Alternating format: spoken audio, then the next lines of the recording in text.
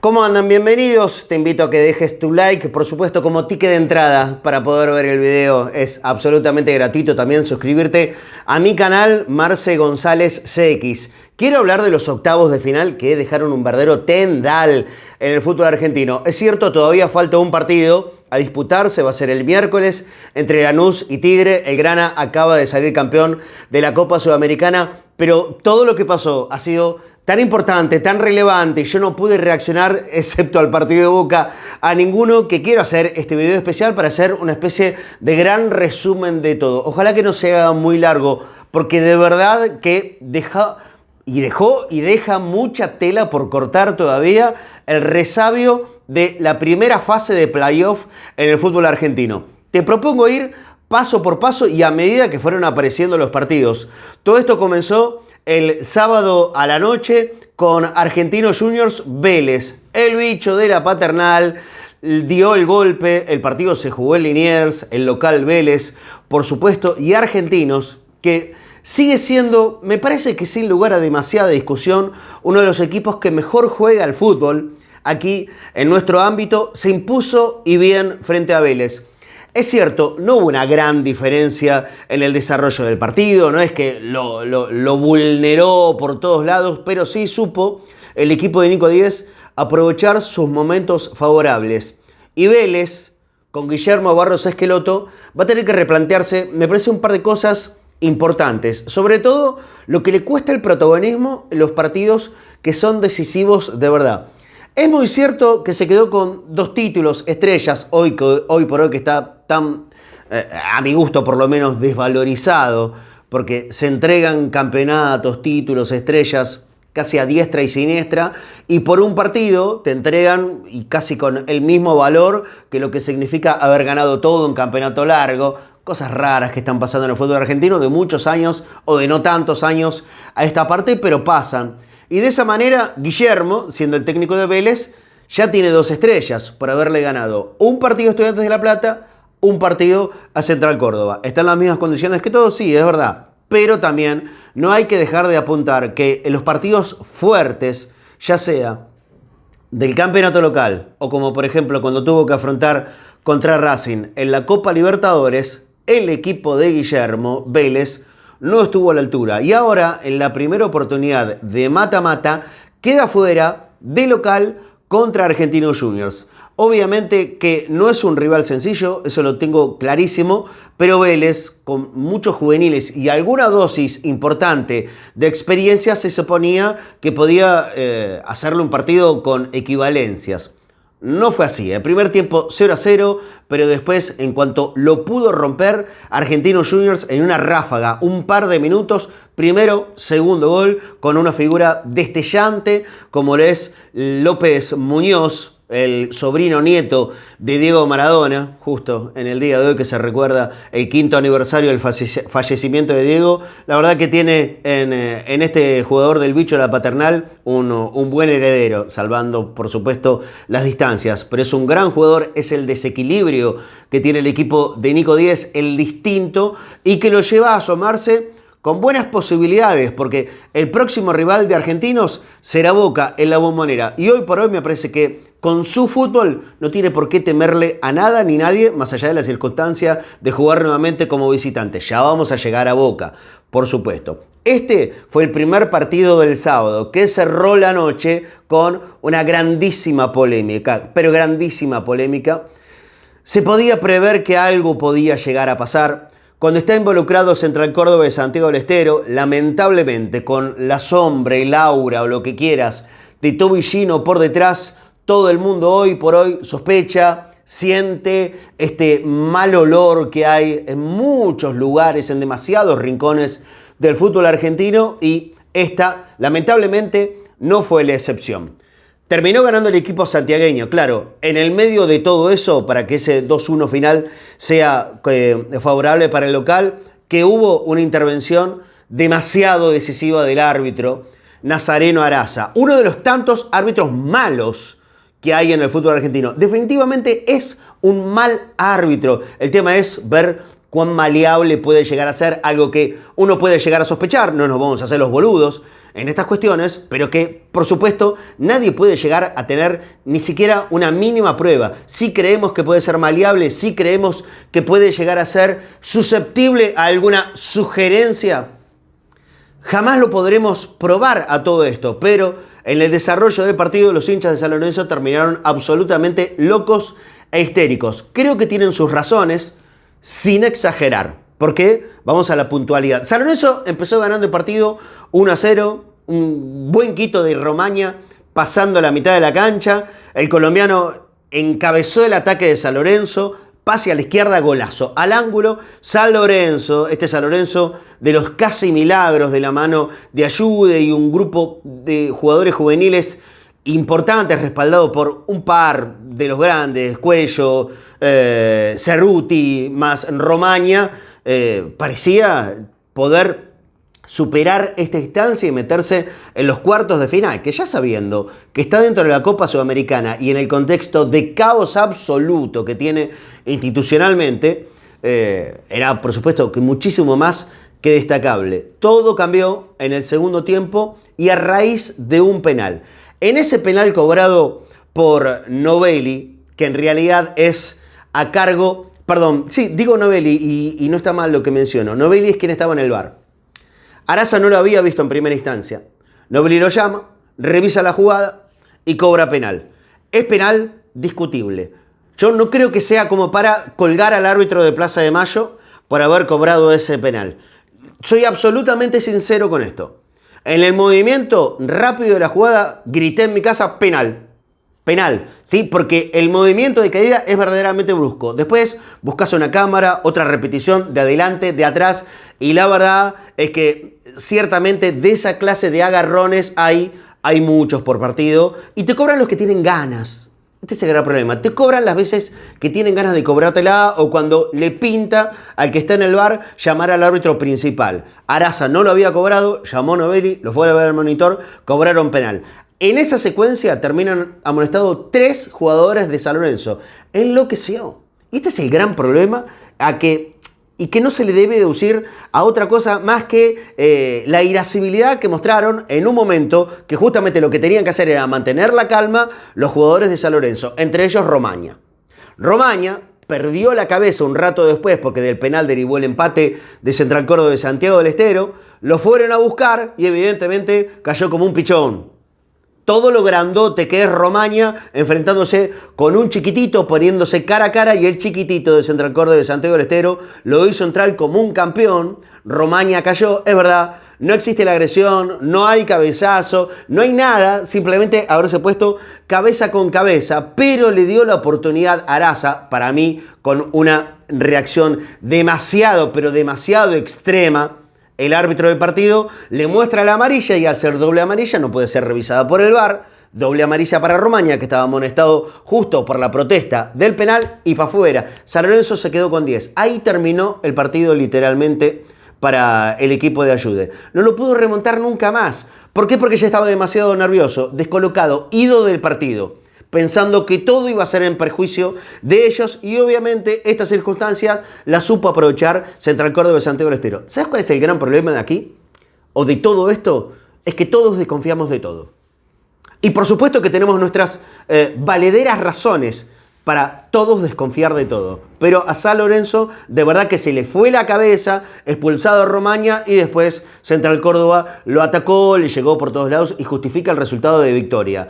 Al rato del segundo gol del equipo santiagueño vino una nueva expulsión. San Lorenzo terminó con 9, obviamente, y sintiéndose muy perjudicado. ¿Cuál veo yo que es el gran error del árbitro? Haberse apurado demasiado en la expulsión de Romaña, porque esa es una situación que pasa en casi todos los partidos. Esto de los jugadores, el famoso agarrame que lo mato, y nunca pasa nada. Se pusieron cara a cara. El jugador de Central Córdoba lo hizo caer a Romaña, y no era de ninguna manera para una sanción de tarjeta. Sí, Araza, y habrá que ver con qué intenciones la hizo el árbitro, no lo expulsó de manera directa. Porque si hubiese mostrado la roja por agresión, que se supone que reglamentariamente es lo que corresponde, ante esta circunstancia, sí era pasible de poder ir a revisarlo al VAR y que le quite la tarjeta roja directa. No, sacó la amarilla, imposibilitó eso, ir a revisarlo al VAR y Romaña se tuvo que ir a los vestuarios. 11 contra 10, no hubo más partido y terminó Central Córdoba de Santiago del Estero pasando a los cuartos de final y San Lorenzo con un llanto eterno entrando en vacaciones. Esto del día sábado, nos vamos para el domingo, donde por supuesto era una situación que podía llegar a preverse, ya había rumor muy fuerte desde el viernes a la noche, ahí cuando todos nos enteramos en un comunicado extraño, irregular, una irregularidad más de nuestro fútbol argentino que lo obligaba a Estudiantes de La Plata a armarle el pasillo del campeón a Rosario Central. Ya he hablado en otro video de esto, sobre lo bochornoso y lo obsceno que me significa este título que le regalaron al equipo rosarino. Y ni siquiera hablo de méritos o no méritos del equipo de Di María. Simplemente que es un bochorno y una atrocidad reglamentaria implementar algo en el reglamento posterior a que termina la competencia. Inusitado, impensado, inexplicable y por supuesto imposible de poder sobrellevarlo como si esto fuese algo natural en el fútbol. No lo es, no lo fue. Y muchísimo menos si te obligan a rendirle homenaje a ese equipo. Bueno, Estudiantes de La Plata, obviamente, en esta postura de Robin Hood del fútbol argentino, contra todo y contra todos, el equipo de Verón le bajó una línea muy contundente a sus jugadores. Ok, nos obligan a hacer la hilera, este recibimiento, este pasillo para los campeones. Bueno, nosotros nos vamos a poner el pasillo, pero en cuanto puso un pie en el campo de juego, Di María se dieron vuelta, una imagen que recorrió el mundo entero y que por supuesto ahora puede llegar a tener consecuencias. Lo voy a contar en un ratito. Recorre el mundo entero esto, pero lo que importa siempre y a lo que a nosotros nos gusta analizar es el partido. En el partido, Estudiantes de La Plata le ganó y bien a Rosario Central. Le ganó y bien a Rosario Central. Con autoridad, golpeando rápido y después aguantando buena parte del segundo tiempo. Ahí donde también el equipo de Eduardo Domínguez pudo haber aumentado la ventaja. Hay una cuestión que me parece que en serio vamos a tener que analizar entre todos respecto a Rosario Central. Porque se repite de una manera hasta me parece demasiado light esto, pero Rosario ha demostrado ser el mejor equipo de la temporada. Qué difícil es poder hacer una afirmación tan contundente cuando tan solo jugaste con la mitad de los equipos que forman parte de la competencia global en el fútbol argentino. Tan solo la mitad y un cruce interzonal que fue contra Boca, que a Boca no lo derrotó ni en la apertura ni en la clausura. En la apertura perdió la Bombonera y en la clausura empató en la cancha de Rosario Central. Si querés a este adicional un dato que no es nada menor y que se lo voy a robar a mi amigo Bostero Sacado, que él lo marcó fuertemente en sus redes sociales y que por supuesto es para prestar muchísima atención. Rosario Central en su grupo enfrentó de ida y de vuelta, o sea, 2 veces en el año, a 8 de los 9 peores equipos de la temporada del fútbol argentino. Te repito el dato y repito la fuente de donde leí esta información. Rosario Central, el que más puntos acumuló en la tabla anual en el enfrentamiento ida y vuelta de la zona 2 o la zona B, enfrentó a 8 de los 9 peores equipos de la temporada. ¿A vos te parece un dato menor esto? Sí, es verdad.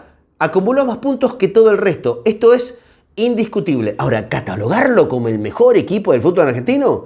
Como muchos lo están haciendo desde el otro día, cuando le entregaron una estrella. Bueno, definitivamente hay mucho argumento como para poder pelear contra ellos. Y ni que hablar, si uno se sostiene en la fase de playoff, ahí a donde empiezan los cruces calientes, los del mata-mata, en la apertura perdieron el segundo partido. También de local, con Huracán. En la clausura pierden el primer partido, en los octavos de final y contra Estudiantes de La Plata.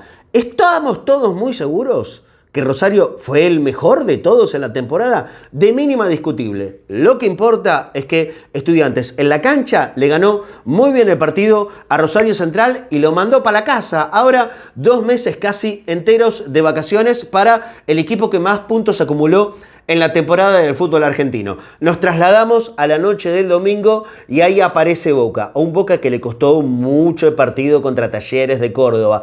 Esto lo veníamos previendo en los distintos programas que hago en Cadena Ceneice. No iba a ser sencillo el Talleres de Carlos Tevez. Cuando nos enteramos que a Boca le cambió el rival, porque durante buenas horas era Sarmiento de Junín, pero con el resultado de Gimnasia Esgrima de La Plata de la última fecha de la zona de grupos, cambiaba el panorama, se iba a Sarmiento, no participaba de los playoffs e ingresaba a Talleres de Córdoba, todos prendimos de mínimo una luz de alerta, de atención, de cuidado. No te digo roja, pero amarilla sí. Y no nos equivocamos, ni un poquito. Incluso creo que me quedo corto. Me fui con una muy buena imagen de Talleres de Córdoba. Esto es la verdad. Pero también es indiscutible que Boca ganó merecidamente el partido, sobre todo por lo hecho en el segundo tiempo. Hay características que lo llevan a ver un partido muy similar a lo que había sido con River. Con un detalle. Contra River Boca no sufrió en ningún momento. Contra Talleres de Córdoba sí, definitivamente sí lo sufrió. En el primer tiempo, o por lo menos 25 minutos de ese primer tiempo, la pasó realmente mal, transformando a Marchesín en figura. Boca saca la ventaja a los 30 minutos de esa primera etapa con un gran cabezazo de Di Lolo. Enorme figura. El central de Boca del partido y de esta etapa positiva del equipo de Claudio Úbeda. La termina empujando después del rebote en el travesaño. Pica en la línea, sale de cabeza Merentiel, atento, astuto. Boca 1-0. Parecía resolverle las situaciones, pero el penal, justo en la jugada final de primer tiempo, le había complicado extremadamente el panorama. Si esto terminaba 1-1 en los primeros 45 minutos, solo sabe Dios qué es lo que podía llegar a ocurrir para la parte final. Pero ahí, entre la Bombonera, que vibró como siempre, y tal vez un poquito más que nunca, la Bombonera que ataja penales, lo fortaleció un montón a Marchesín y al arquero de Boca, que ya había tapado un par de jugadas importantes, uno mano a mano decisivo, se agigantó, atajó el penal y bueno, a los 18 minutos del segundo tiempo, Boca lo resuelve con un gol muy rápido. Por eso digo, hay muchas cosas que asemejan el partido de Talleres con River. Y a partir de esta ventaja de 2 goles, Boca lo llevó con un manejo de mayor autoridad. No sin dejar de destacar que Talleres lo buscó, pero ya se le hizo realmente muy cuesta arriba poder remontar el resultado. Boca marca la diferencia en el segundo tiempo, gran rendimiento a través de Paredes, destaque del Chango Ceballos, la pareja de centrales muy buena y Marchesín, tal vez por primera vez, pero vale destacarlo, convirtiéndose en una de las figuras importantes del equipo. Boca sigue avanzando, 5 triunfos al hilo, está en los cuartos de final y ahora le toca otra durísima. Tendrá que recibir en la Bombonera al que, como dije al principio de este video, probablemente sea el que hoy mejor juega en el fútbol argentino, que es Argentinos Juniors.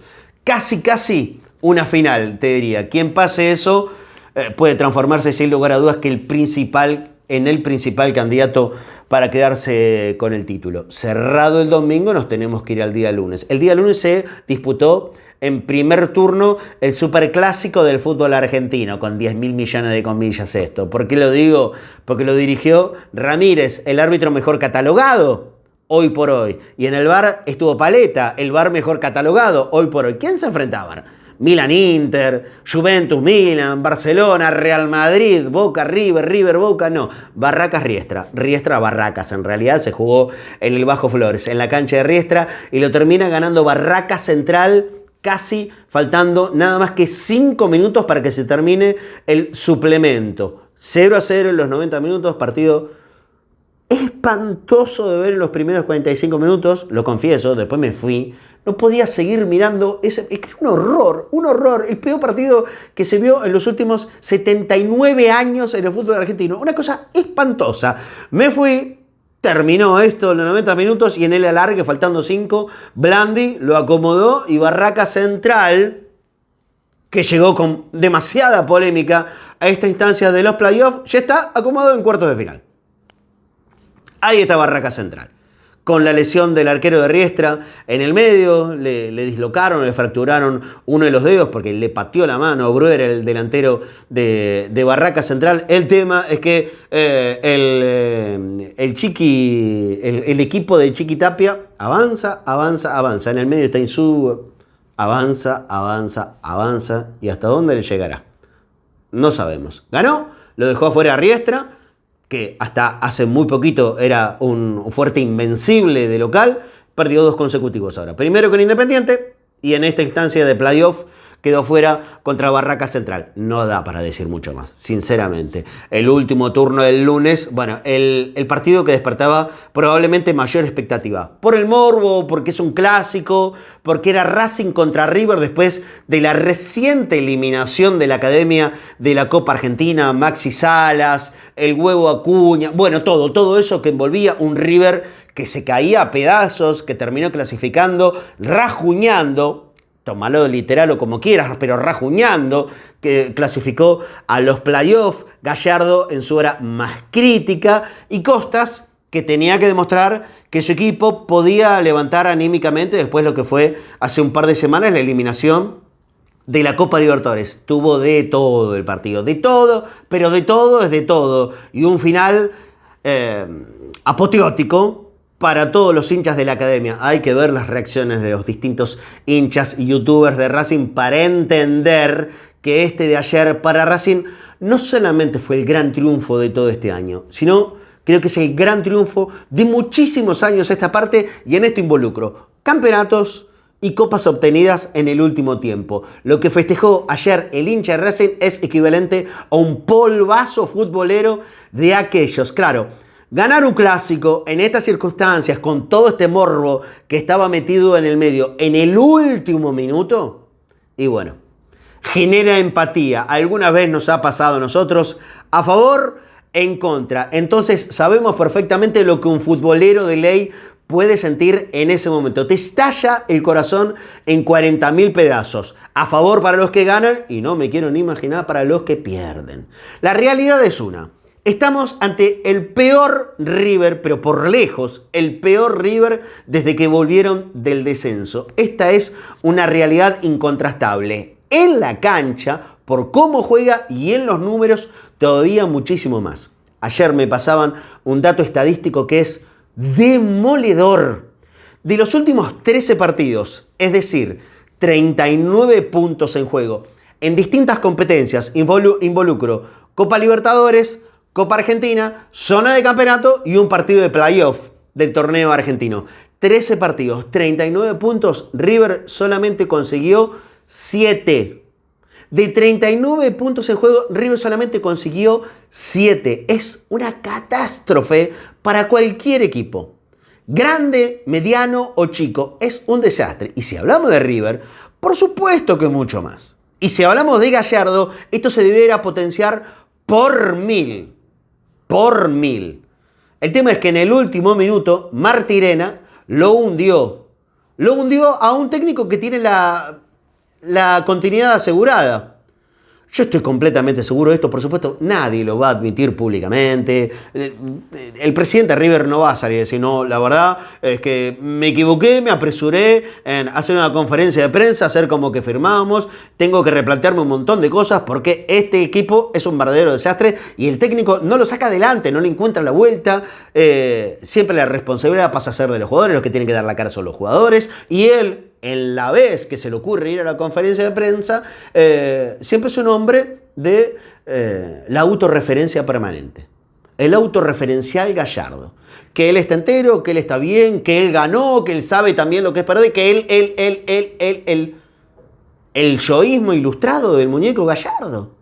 Pero la verdad es que nunca da explicaciones del por qué este momento de River. ¿Por qué esos jugadores no rinden como equipo? ¿Por qué las individualidades de River no aparecen? No existen.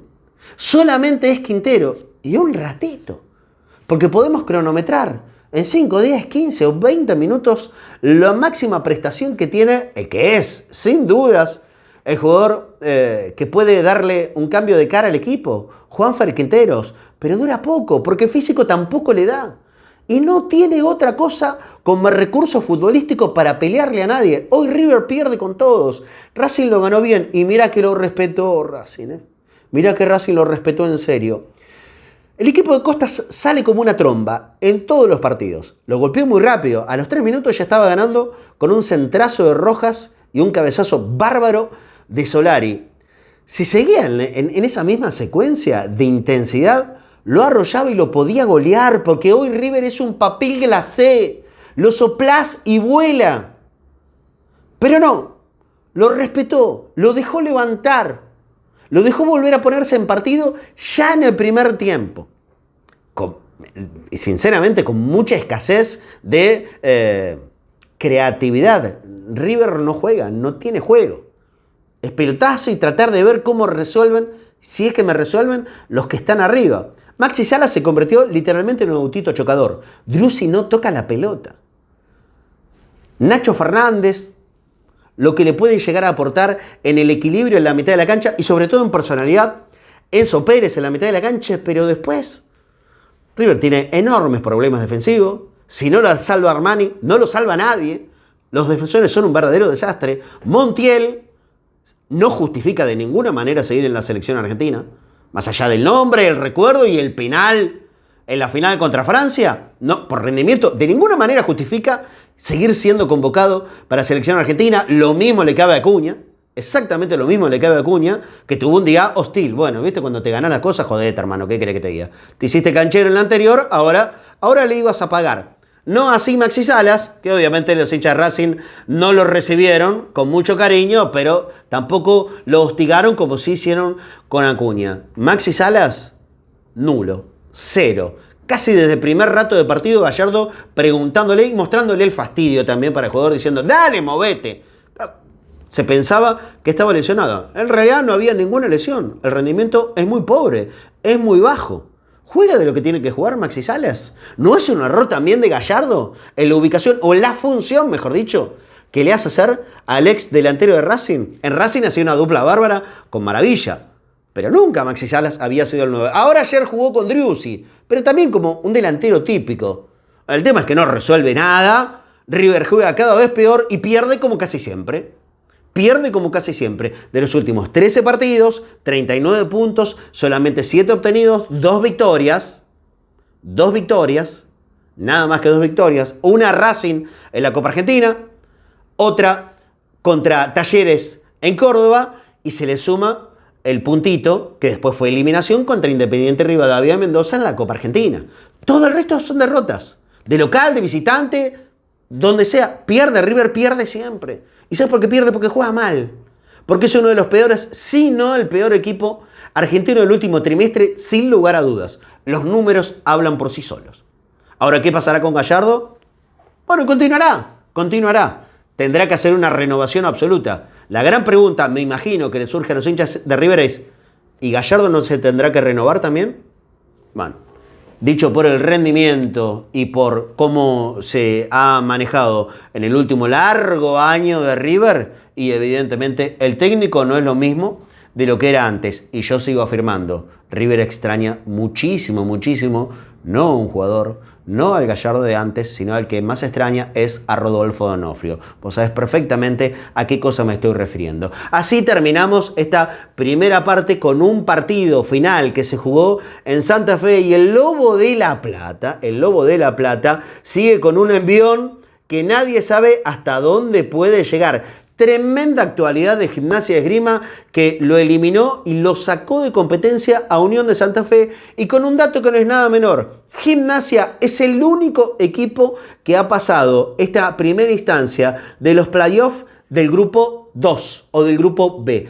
Todos los restantes ganadores son del grupo 1, todos argentinos, Central Córdoba, Estudiantes, Boca, Racing, Barraca Central, y la excepción la da por ahora Gimnasia de Esgrima, que le ganó a Unión en Santa Fe. Sinceramente no pude ver el partido, simplemente para comentarles el resultado y la sorpresa positiva que genera este Gimnasia, que viene ganando todos sus últimos partidos de la fase campeonato y arrancó los playoffs con todo. De zafar del descenso a ilusionarse con poder llegar alto en esta instancia del fútbol argentino.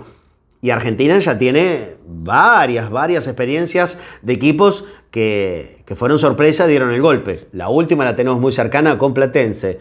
Y si Platense pudo, Gimnasia se pregunta, ¿y por qué nosotros no? Vamos a ver hasta dónde le puede dar la cuerda al Lobo. Y hasta ahí sí llegamos con los partidos ya disputados de los octavos de final. Este pequeño gran resumen que quise hacer en este video. Acordate que queda uno pendiente. Todavía Lanús Tigre se va a jugar el miércoles que viene. Y se vienen unos cuartos, de verdad, que lindos y apasionantes de ver. Donde lo que más se destaca, sin lugar a dudas, es Boca Argentinos Juniors.